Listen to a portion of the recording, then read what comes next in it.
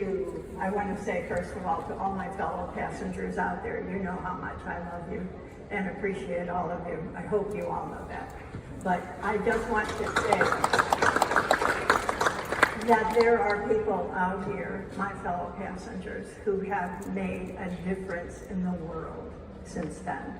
They have chosen to change pathways in their lives, to follow something, to follow aviation. There are several passengers who have chosen to get their pilot's licenses, learn everything they can about aviation.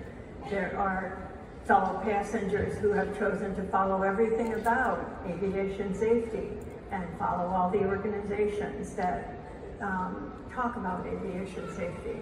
There are passengers who have given up corporate jobs to follow a path of taking care of the needs of the whole of humanity.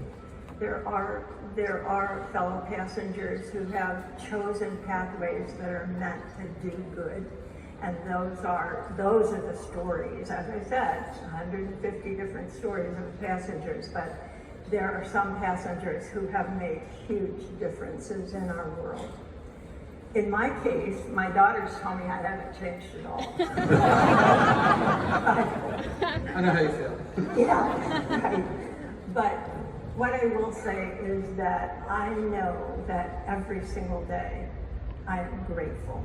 And I process it through my mind and I say, I'm grateful for this today.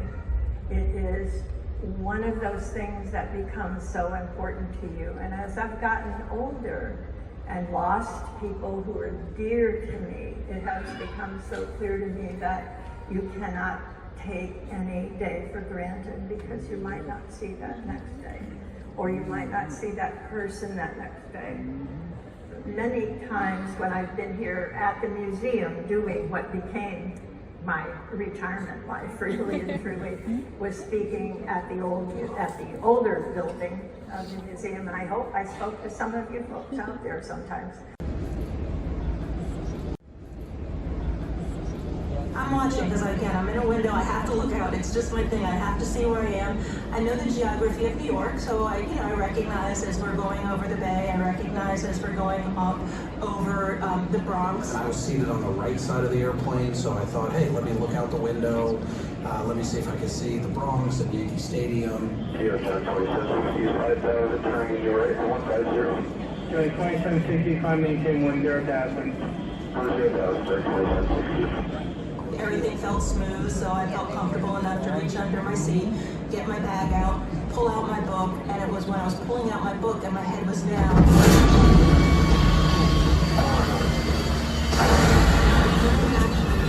There's no more engine noise, there's silence, and I realized immediately that we were in trouble. Cactus 15.9, turn left 8270. This is Cactus 1539, hit first to cross road and opening, returning back towards LaGuardia. Okay, you need to return a LaGuardia. Turn left heading up 220. 220. They say you only use like about 8% of your brain, but when something like this happens, I think it doubles. It's just time goes so slow. Sorry, stopping departure is going to emergency returning. It's 1529. He bird strike, he lost all engine, he lost the thrust in the engine, he's returning immediately. Cactus 1529, which engines? He lost thrust in both engines, he said. Got it. Cactus 1529, we can get it, if you want to try to lane 191 will remain at the positive.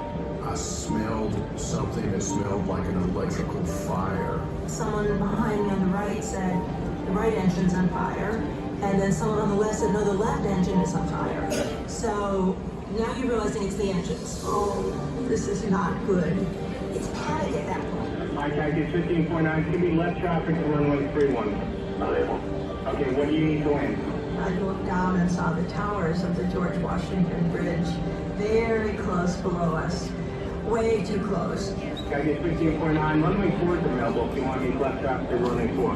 Idiot, runway 1 over 2 right, visiting in New Jersey, Navy Cedar Road. I've never seen the Palisades on the right-hand side and the buildings on the left-hand side getting bigger and bigger.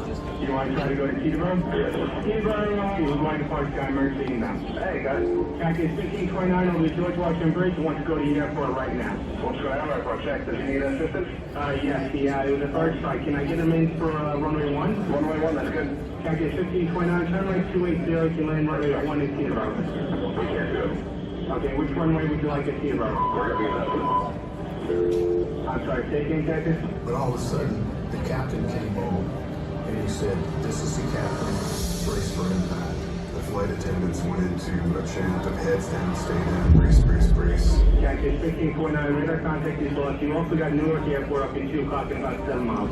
Adrenaline kicks in. I was hyper-focused on bracing and hyper-focused on praying. I just think that my brain was preparing me for death. What flashed before me was the life that wasn't going to happen. The grandchildren I wouldn't see grow up, you know.